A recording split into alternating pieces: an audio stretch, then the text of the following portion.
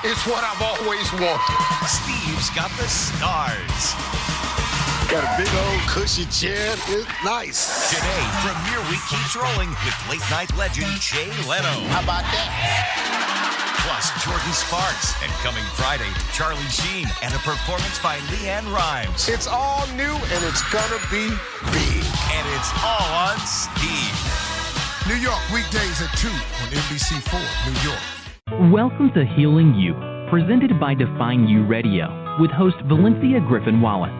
Committed to helping you heal with stories, tips, and strategies by guests who were once hurting. In order to define you, you must first heal you. Now your host, Valencia Griffin-Wallace.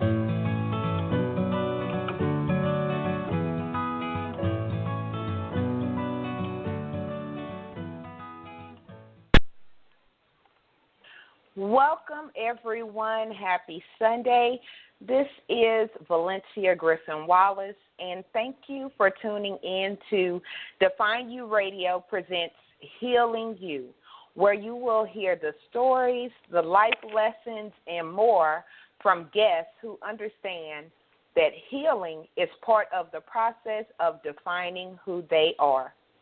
Tonight, we are discussing Shattering the Myths with our beautiful guest, Miss Diana Elizabeth Jordan.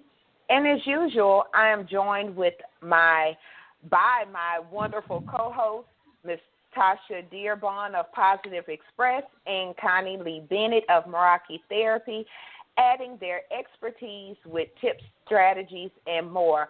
Welcome, ladies. Thank you. Hi. Good to be here as always. Well, that was Miss Connie, if you guys don't recognize her voice, and Tasha, if you want to shout your hello to the audience tonight. Good evening, everyone. Well, I am definitely excited and inspired about tonight's show. And if you have dialed in tonight and would like to get on the line with us, please press 1 on your keypad, and we would love to hear from you. Make sure you follow and connect with the show on Blog Talk Radio and Define You Radio's Facebook page for updates, show notes, guest information, and, of course, how you connect with me, Miss Connie, and Miss Tasha also. Now, our guest tonight is an inspiration to me, and it's being inspired, for me to even use that terminology, like you have to be pretty close to like Wonder Woman, a superhero. You have to really have, you really got to have a story that's like, wow. And so I don't use that term loosely. And I'm sure, you guys in the audience will find inspiration in her story also. At the end of the day, we can all find excuses to not do something and to not achieve our dreams. But our guest today, Miss Diana, didn't. She's a speaker, an actor, a storyteller, and so much more. I can't even sum it up. She never let adversity stand in the way of her pursuing her goals. She was diagnosed with cerebral palsy, and excuse me if I'm pronouncing it incorrectly, which affects her speech and more. I did it right? Okay. She has a career that's amazing, and she uses everything about her to not only entertain, enlighten, but to inspire and empower audiences. Today she is going to tell us her story of healing, conquering, and more. With that being said, Miss Diana, welcome to the show. Oh, thank you so much. Hello, Valencia. Hello, Connie. Hello, Tasha. Oh, excuse me. I just went through puberty. Thank you so much for having me, and I'm looking forward to this next hour. Yes, ma'am. We're looking forward to it also. And thank you for being here, and welcome to the family. Here at Healing You and Define You, we consider our guests, once you come on, you're part of the family. So welcome to the family. Awesome. So I want to go ahead and get into a little bit of your story, but before we do that, why don't you introduce yourself to the audience? Okay. Well, hello, audience. Hello, family. I am Diana Elizabeth Jordan. I am an actor, a storyteller, speaker. I am a specialist and artist educator. I also am the owner and founder of the Rainbow Butterfly Café, which is an edutainment production company that uses the expressive arts to celebrate diversity and disability, resiliency and conquering adversity, and to foster personal development and professional growth. And that is my company. I like to joke that I've been fighting adversity since the day I was born. When they took my mom into the delivery room, my mother had a very normal pregnancy, but when they took her into the delivery room, they noticed that my heart rate had dropped significantly, and when I was born, I was not breathing, and the doctors worked on me for 45 minutes before I started breathing on my own. And back in that day, I was in the hospital for 8 days. That was back in the day when they let mothers stay in the hospital for more than 2 hours after their babies were born. So my physical development as a baby was slower. I did those milestones that they say are the natural milestones that babies make. I made much slower. I didn't start walking until I was nearly 2. I learned to crawl actually after I learned to walk. So I was diagnosed with cerebral palsy, which is a neurological disorder that affects motor control around the age of 2. But my development, my disability is a physical disability. It's not a cognitive disability. So when I went to school, my mother fought very hard for me to be mainstreamed. So I always went to school with kids without disabilities. I went on to college. I got a bachelor's degree in acting and an associate degree in occupational therapy. I was living in Chicago at the time where I was born. I went on to pursue an acting career in Chicago. I was very fortunate to work in Chicago as an actor, and I also taught to help pay the bills. And then in 1998, I was the first actor with a disability to be accepted in the master's program at Cal State Long Beach. So I graduated with an MFA from Cal State Long Beach in 2001, a master's of fine arts in acting. And since then, I've been pursuing my acting career here in Los Angeles, which is a dream come true for me. I always wanted to move to L.A., and I didn't want to get to a point in my life and say, I wonder if I could have. So I moved to L.A.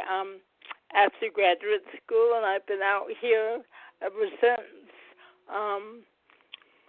Pursuing my career teaching, I also coach and teach other actors with disabilities at Performing Arts Studio West, which is a training and management program for actors with disabilities. I'm one of the acting coaches there. And I've been very fortunate to work in television and film and do theater out here. Wow, you've done so much, and congratulations on, everything that you've done thus far, but I want to kind of rewind and go back to you growing up.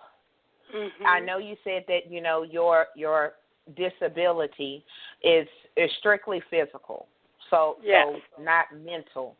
And I'm glad that you said that and clarified that in case anyone had any questions in that way.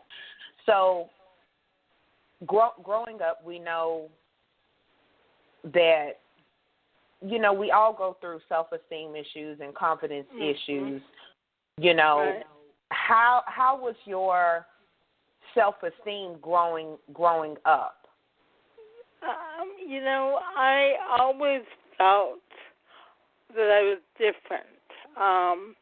And I say that as a child, that difference felt more, I saw that as sometimes a negative thing, that people saw me as different, and that felt negative. Very interesting, because I remember my mom would sometimes send me to like a recreational group for kids with disabilities, but a lot of those kids also had cognitive disabilities, so I felt different there. And that I remember a bus would come and get me to take me to a recreational event, and I would almost not want my high school friends to see me on the bus with those kids. That was my attitude back then, because I didn't want to be seen as different. But I felt different. I mean, I was, I used to joke in junior high. I used to hold up the wall at dances. I wasn't the one that, I didn't have a boyfriend. So in those ways I felt different, but yet I found, especially in high school, I found my home in theater. I knew I wanted to be an actor ever since I was a little girl, and I was really blessed that the teachers at the theater department were honest with the challenges I might face, but very supportive. I'd love to share the story, if I may. My freshman, I went to a school that had a great theater department. Oak Park River Forest High School in Oak Park, Illinois. Husky power, yay. And the teacher there, Mr. Eitram, I took his first class my freshman year, acting 1, I think it was. And I remember when I went up to do my first scene, we had this scene book, like scenes for teenagers or something like that. And when I went up to perform, everyone got their book out to follow along in the scene. And when I was done, Mr. Eitram stood in front of the class and said, "If you understood her, raise your hand." And nobody really raised their hands. And I was devastated. And he called me over at the end of the class, and I thought he was going to say I couldn't take the class or ask me to leave. And he said, "Diana, at the end of the semester, I want everyone to raise their hands." And it was such a beautiful support of saying, "I want you to work hard. This is something you can do, but you have to work." And so I continued speech, and I was really blessed. And I did theater in high school. I got cast in high school. So I was blessed that I had honest support. And I say by honest support, having a career in the arts can be challenging no matter what. But no one ever said, "No, don't do this" at my high school. They were honest about the challenges I might face, and I have. But they were also supportive and giving me opportunities and chances, and I worked hard to have those opportunities. I never felt like anything was just handed to me. I felt if I got something, it was because I worked and I earned it. I love that term, honest support. I love that, because a lot of times we want someone to be honest with us, and then we look at support as different, but putting those two terms together almost make it like a whole new thing, you know, like, Miss Diana, I support you, but let me be honest with you, you know. So I'm sure that had a lot to do with your growth and you pushing and working hard. Yeah, I still have a letter that Miss Bergman, she's Mrs. Pauling now, that she wrote me. She was the speech team. I competed in forensics in high school, the speech team, and she wrote all the seniors at the end of my year, typed a letter, and then we did a reader theater competition. So she wrote all of us, and one thing she wrote for me was, Diana, I'm not saying theater will be easy for you, because it won't, but your hard work and determination will pay off. And I still have that letter.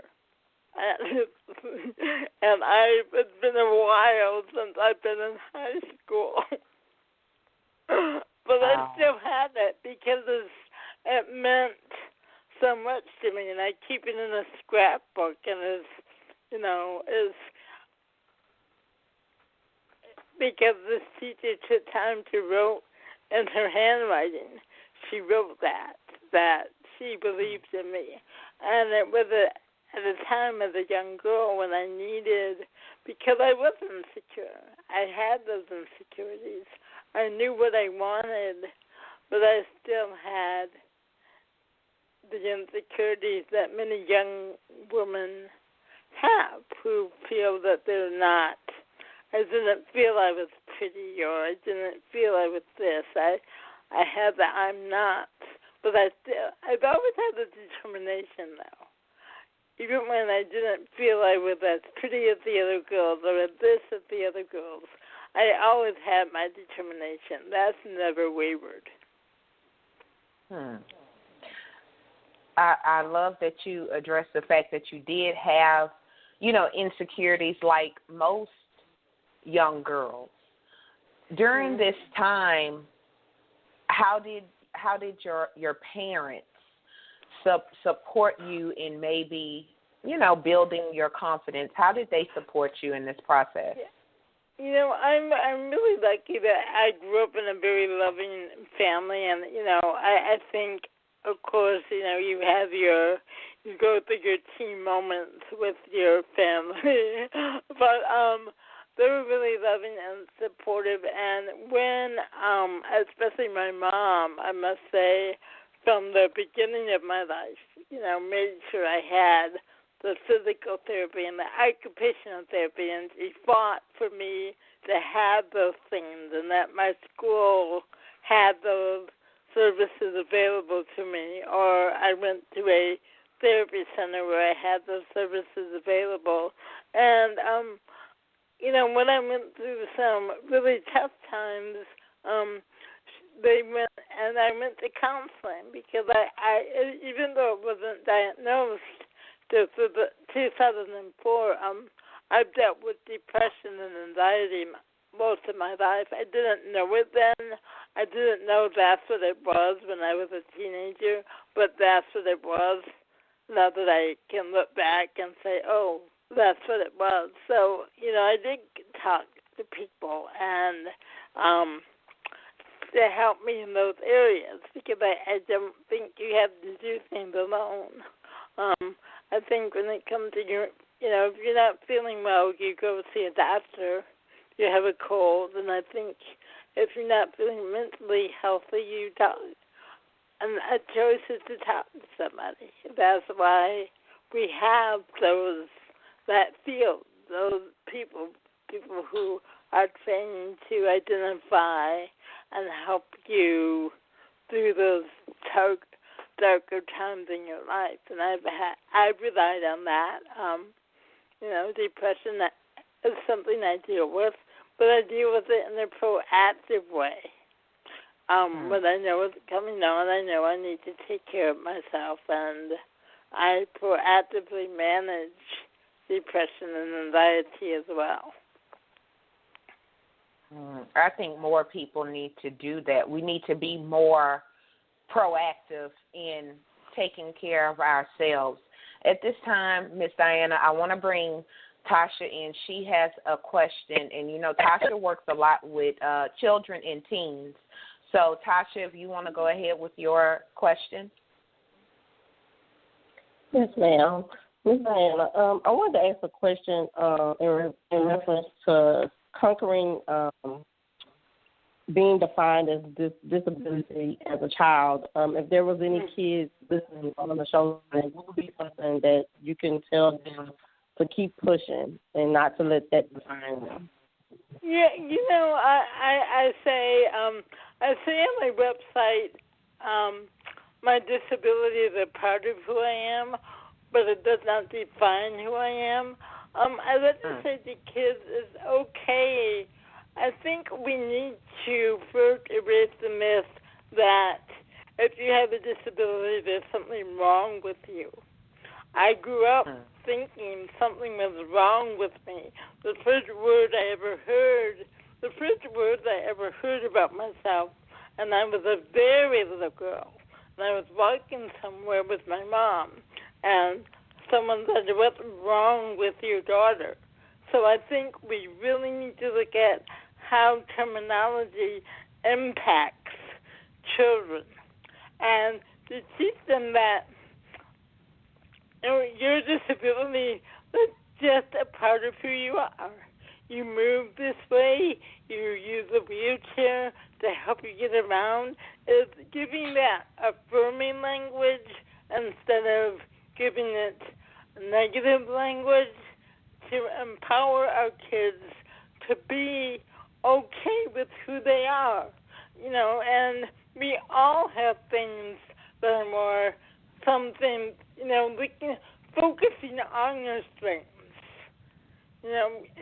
You have a beautiful heart. You make people laugh, whatever your strengths are. And seeing things for them as a wheelchair is, this is how you get around. Your brother walks, you use a wheelchair. But and that's how you get around. The wheelchair helps you get around. So I think it's giving empowering language to children to help them feel empowered, to help them, you learn in a different way than other people, but that's okay. It's okay.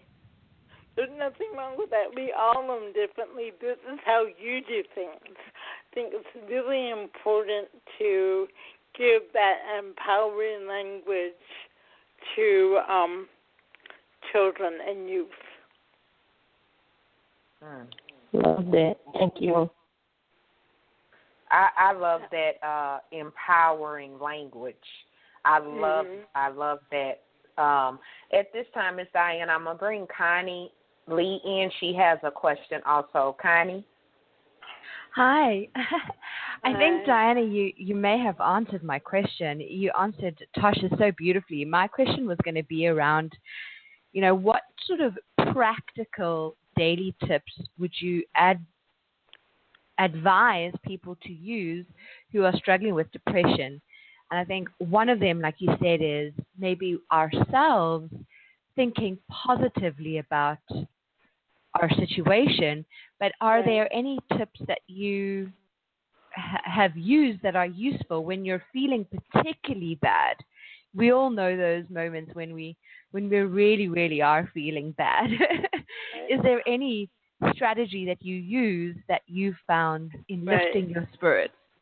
Yes, and I'm going to choose these words very carefully when I speak because I want to say this is what I do and not see this as, because what I do may not work for everyone, so I will share what I do. And it changes. One of the things I started to do is when I am going through a particularly dark time, I started to share that on Facebook. I've never done that before. I started within the past year or two because I find my friends give me supportive messages. I personally also take, and this again, very personal, I take medication. That, again, is a very personal choice I made because I found that the medication helps balance my anxiety. Again, this is a very personal choice that I had to make to help me be proactive. I also find practicing the attitude of gratitude, and sometimes that's very difficult when you're going through a depression, but I do try and remember how lucky I am. For me, my touchstones are my nephews, my two little nephews who are 9.5 and 6. And when when things get really, really dark for me, I remember that I want to see them grow up. I really do. When I was going through a particularly dark time in 2004, and when I talk about dark, I have had dark thoughts and thoughts of self-harm and hurting myself, and I have to work through those. But one of the things that helped me back then was my mom has a goddaughter who is my little sister. My mom helped raise her. She was a young 16, 17 at the time. I didn't want to view an example of checking out and being that example with her. I didn't want her to have that, to carry that. So I think about those things. I do, even when it gets really dark for me, I know that checking out would hurt people I love. So sometimes I play music, I draw, sometimes I cry. I have a good cry. I surround myself and I remember that I am loved. Sometimes I read the Bible. That's something that I do that works for me, and I have a wonderful friend. I call her my friend Mom. When I am going through a bad time, she'll send me a Bible verse. It's beautiful. Yeah. So it's just the path of chronic depression and anxiety is not easy, but I know I have things to do. So I need to work through it. And honestly, being honest, I hope through my being honest about what I go through, hopefully that might help somebody else who might be not able to talk about it. Because some people don't feel they can speak about this. And I want to, because I want, if there's anyone out there who's listening, you may feel you are not alone. You are so not alone, and I know it's hard. Believe me, I know it's hard. I went through about in early January. It's hard. But also remember there is another side. And I get through to the other side. I always get through to the other side. Sometimes you just have to take it a minute at a time some days. Say, okay, I made it to 9. Now I'll make it to 10. Now I'll make it to 11. Now I'll make it to 12. And you just have to go that slow on some days. Great. Thank you so much. That's awesome. Well,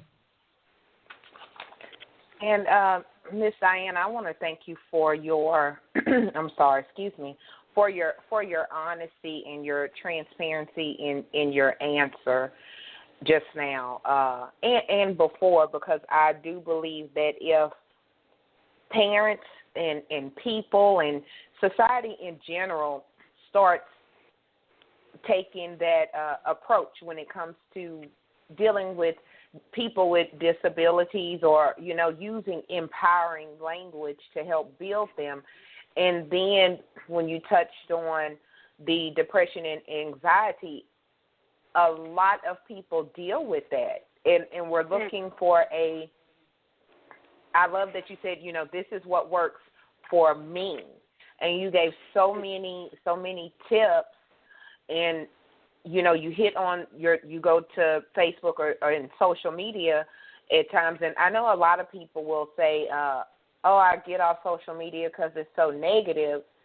And I suggest that people start deleting or blocking or unblocking people. I don't want to go to my social media and feel worse, So I love that you hit on that. And it says a lot about people that you're associated with also.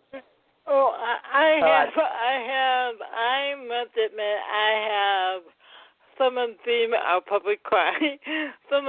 most amazing friends, some that I've known since I was 9, since my days at Oak Park, Horseman School and Oak Park River High School. I really do have the most amazing friends, and it's a blessing. And I also think sometimes we focus on a lot, that expression, your glasses half empty or half full. I believe mine is overflowing. I don't see it as half empty or half full. And I really think, especially during our tough times, we need to focus on what we do have. And that is not always easy. And I know that. And I'm not trying to be Pollyanna, just, let's all skip down the road and be happy. But I think you can be depressed and still focus on things that are beautiful in your life. Because I do. Even in that time, I think of those two little boys who are the light of my life, my nephews. You do those daily things that help you through. And like you said, take it moment by moment. You make it to 8. Okay, let's see if I can make it to 9, and then 10. And I think we try to swallow the whole thing, and sometimes you may need to break it down to bits and pieces. So do you... I was also going to say, I think that accepting is important. I think okay, this is where I am right now. And accepting that. I'm in a tougher space right now, because I think a lot of times we don't want to accept. We want to say, I'm here. It's like, it's okay to be there. Accept where you are right now. Because that doesn't mean you're going to be there forever. It's just where you are right now. Do you find yourself being underestimated because of the disability? Yes. I mean, I choose those carefully again, because I've had those situations where I've been mistaken for being intoxicated, or mistaken for having an intellectual disability. But it's not my everyday experience. Like I said, I meet a lot of people, and we meet and we say hi, and that's great. But I've also, I had a situation which was resolved with I went into a establishment, and there was and it wound up being a court case which was settled a few years ago, where I walked in and the owner grabbed me and said I couldn't come in, and he pushed me out because he thought I had been drinking and was homeless. And it turned into a court case which was resolved in my favor. But even when we started to go with the mediator, they said I came in, I was swearing, I was smelly, and, none of that was true. I had come from work, and I was going to get something to drink before I would go into rehearsal for a play I was in. I've sometimes, when I've spoken on the phone, had people say, "Have you been drinking?" Which, no, I haven't, because I don't drink. And sometimes I feel that makes me self-conscious a bit, because usually when I'm making a phone call, I'm doing business. I have something to say. I don't think I should have to have someone make a phone call for me on my behalf. Right. This is my voice, and this is how I sound. I don't have anything to apologize for. I am self-conscious about being clear, and, we had that discussion. And I do take my time, because I do understand I'm in a field where I use my voice, so I want to be clear, but this is still the voice I was given. And I think, again, in embracing diversity, we need to embrace the colorful voices that are out there. We have accents, we have dialects, and we have people like myself who have disabilities, with speech disabilities, whose voices add another flavor to the soup. Or like it's I say, like the gumbo. Soup of voices. Yes, the gumbo of voices. Or the gumbo, I like the special spice and the gumbo of voices. I like a little spice. Yes, ma'am. Yes, ma'am. You are. I think you're completely awesome. And I love that that we connected to get you on the show, so you could so everyone can hear your story and that the inspiration and honesty that you have in your voice and in your story.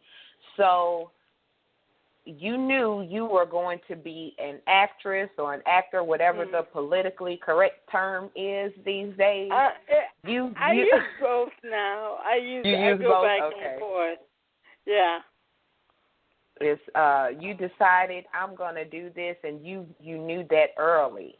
So tell me about that journey to becoming an actress. You're right when you say it's something I always knew I would do. I mean, from the time I was a little girl, I grew up. My father's older sister, my Aunt Rhoda, was an actress, and she passed away, unfortunately, a year before I was born, so I never met her. But my grandmother, my father's mother, and I used to hear stories about her all the time.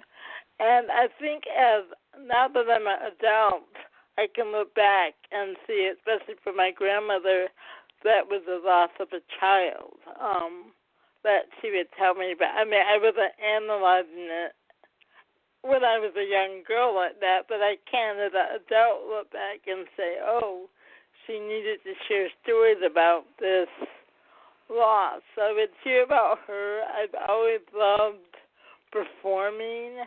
It's just something I always wanted to do. And like I said, I was fortunate to go to a high school that I received that honor support. And one story I do remember, I went to see a soldier's play right after high school. It was a production. I can't remember where. A friend of my mom's took my family, and there was a cast party afterward. I remember looking at all those actors and thinking, I'm going to do this. I'm going to go and have cast parties after, and I just knew, I would be on the stage. And I went to University of Kansas, and I got my bachelor's degree in theater. I also got a certificate of occupational therapy, and I worked as an occupational therapy assistant to help pay the bills in Chicago and substitute taught. I was really fortunate that when I graduated, non-traditional casting was just kind of becoming the buzzword in Chicago theater, and in theater in general. And I was doing theater in Chicago in the late 80s, early 90s, just dated myself, was fabulous. There was a lot of theater, a lot of opportunities, and I worked. I was blessed to get cast non-traditionally, and did Our Town. I did Production of the Glass Menagerie. I got to do plays where my disability was incidental to the character or storyline. Then I got into graduate school. Came out here in 98. Did school at Cal State Long Beach, and the journey, it's been an interesting journey. I think I've worked very hard. I've been very lucky. Like anyone, I've had my disappointments. But I always look at what I've done and not what I haven't done. And there I've cried many tears, but I've jumped many joys. I've had some amazing opportunities as an actor here. And yes, I've faced discrimination, and I've faced the negative attitudes, but the positive for me is outweighs the negative. Always. I've had some incredible, amazing opportunities as an actor. I've had some incredible opportunities to advocate on behalf of other actors with disabilities. So it's the journey. I knew this was going to be an interesting journey for me.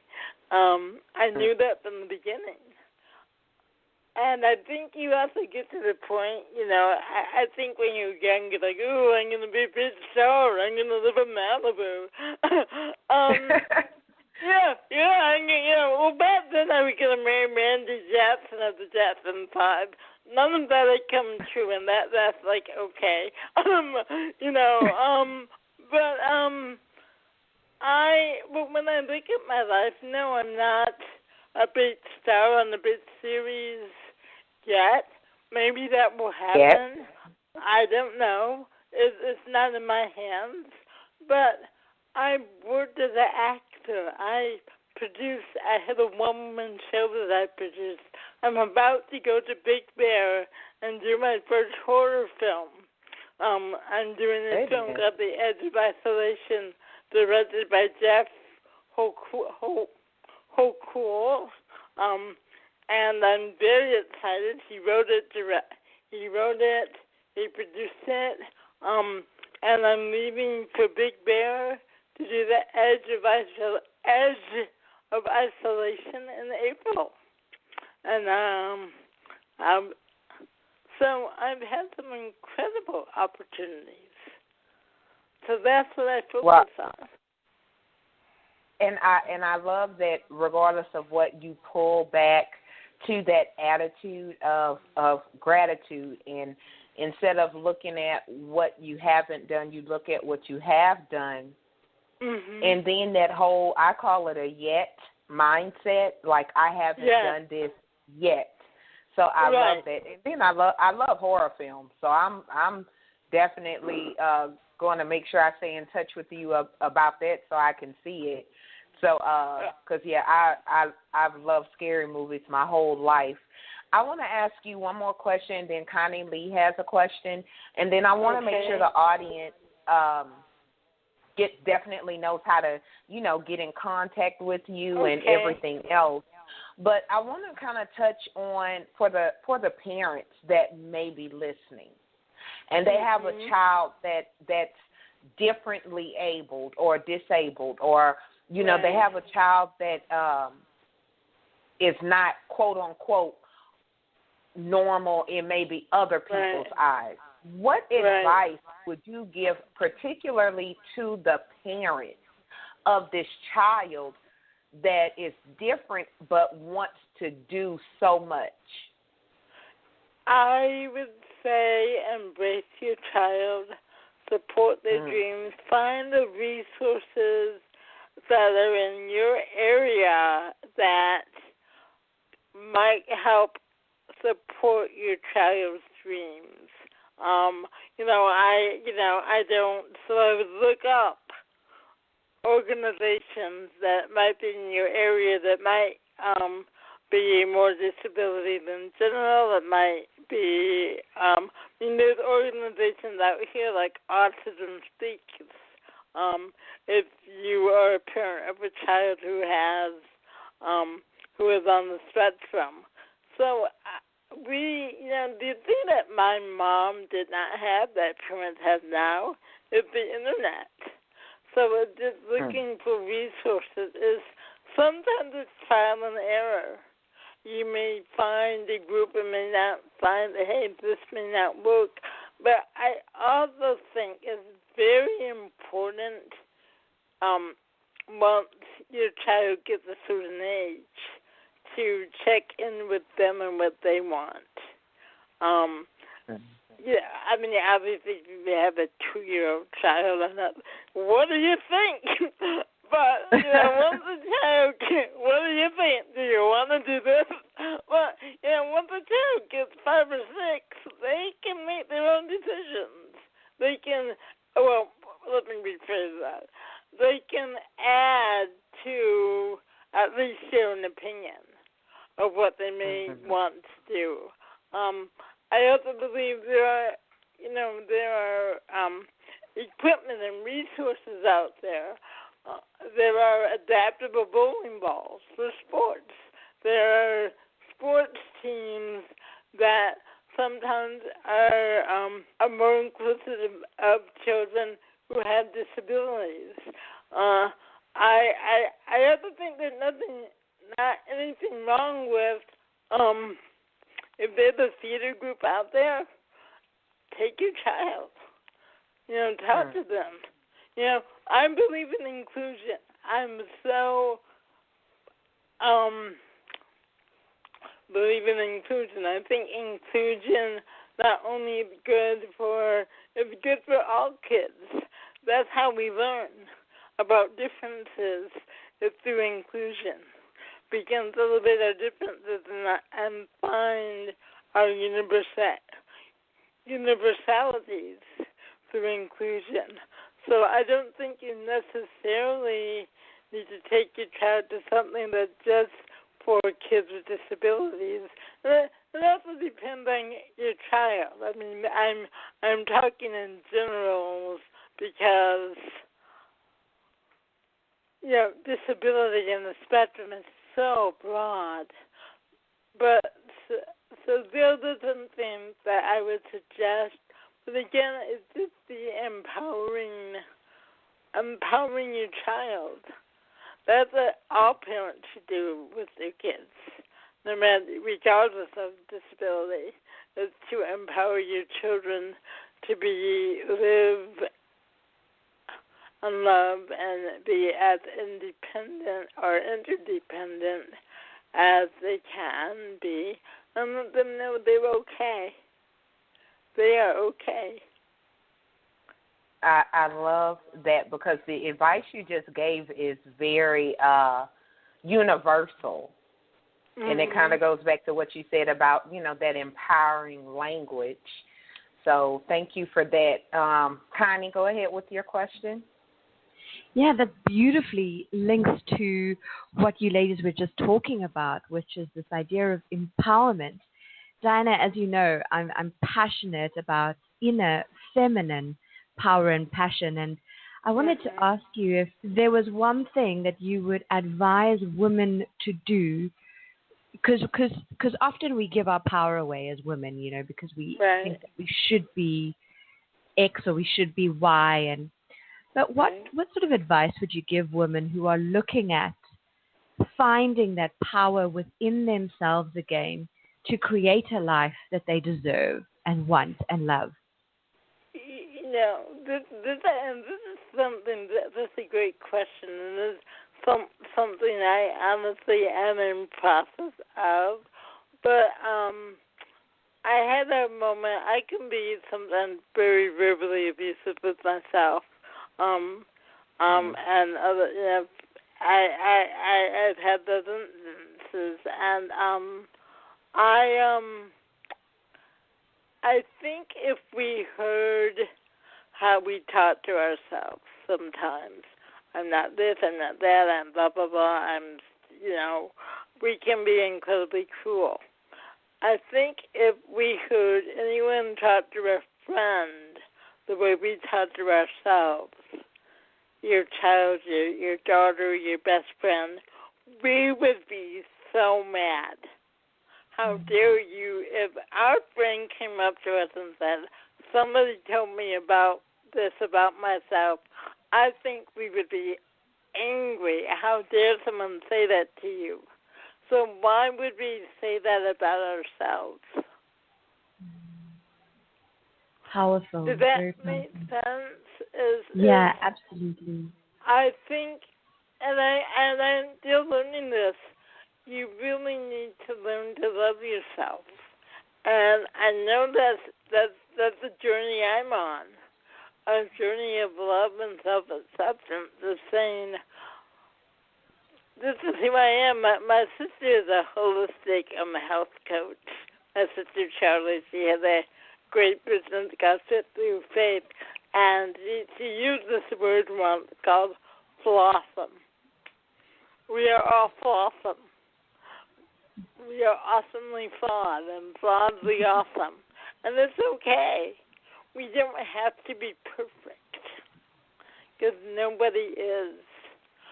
But I truly think that self-love and self-acceptance, it starts with you. Is that an easy journey? No. Is it a necessary journey? Yes. Wow. Beautiful. Thank you. Thank you. Thank you so much, Connie and Tasha, for your questions, and thank you so much, Miss Diana.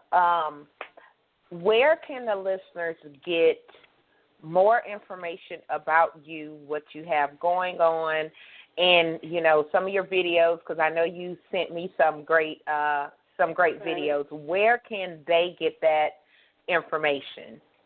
Right. I have two websites. I have my acting website, which is DianaElizabethJordan.com. I also have a website for my edutainment production company, which is Rainbow Butterfly Café.com. They can email me at TheRainbowButterflyCafe.com. And on Twitter, I'm at DeJordan.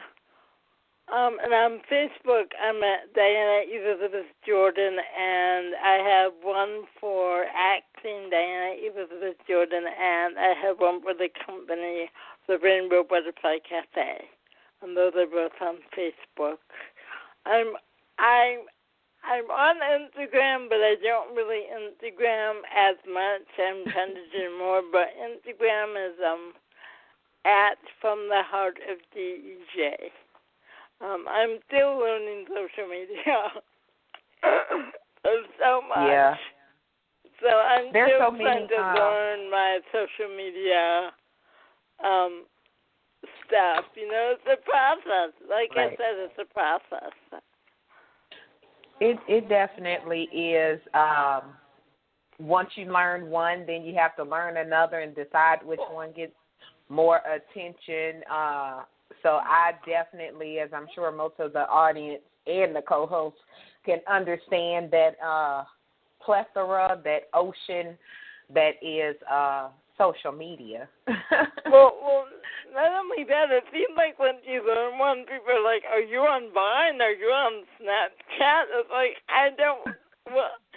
Snapchat is like you can put an animal face on yourself. I'm like, I don't know if I want to put an animal face. Not that there's anything wrong with that. That's not my choice to, like, put a donkey face on my face.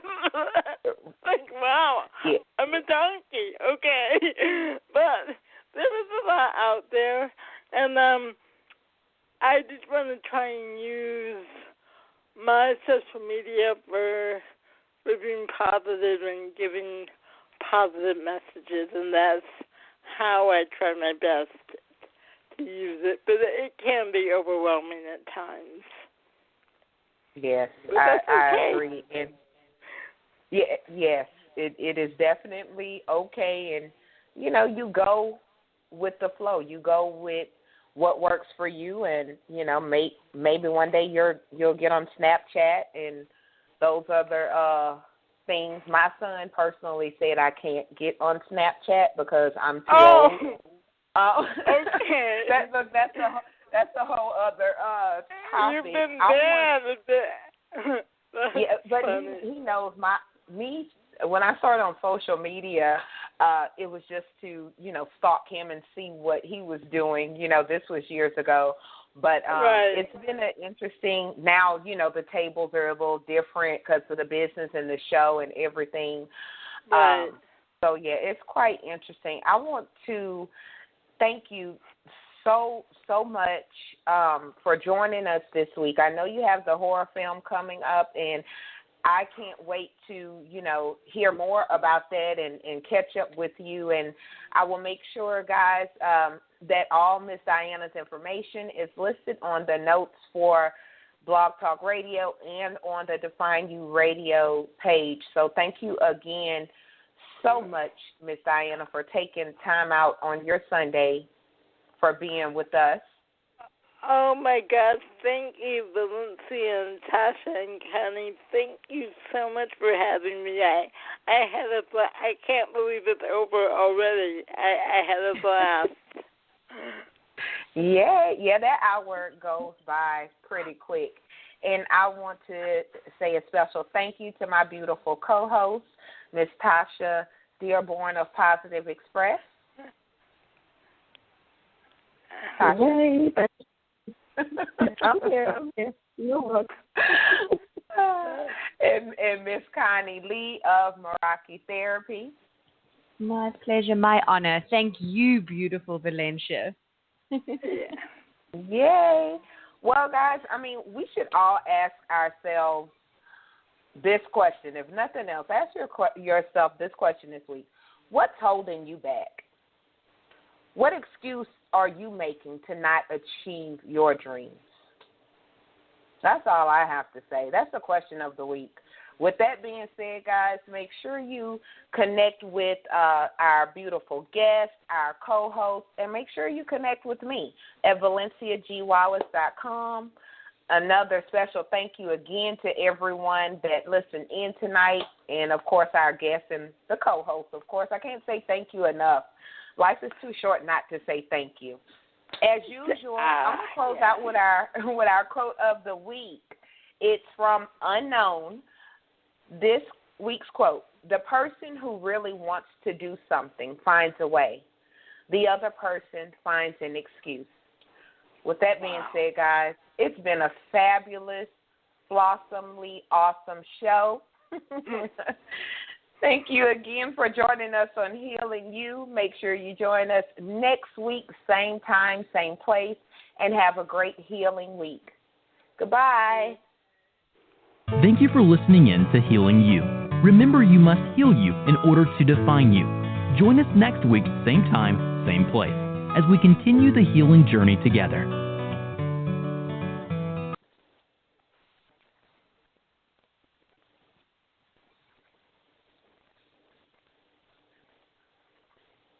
You're listening to Love Advice with Leanne. Caller, you're on the air. Hi, Leanne. Long-time listener, first-time caller. Why, in your professional opinion, do you never take my calls off the air? Is this Carl? Yep, it's Carl. I mean, we had a few dates. Everything was great. I thought, Well, you know, when you switch to Geico, you could save a lot of money on car insurance. Okay, awesome. You should call them. I will. Geico, because saving 15% or more on car insurance is always a great answer. This is what I've always wanted. Steve's got the stars. Got a big old cushy chair. It's nice. Today, Premiere Week keeps rolling with late-night legend Jay Leno. How about that? Plus Jordan Sparks. And coming Friday, Charlie Sheen and a performance by Leanne Rimes. It's all new and it's gonna be big. And it's all on Steve. New York, weekdays at 2 on NBC4, New York.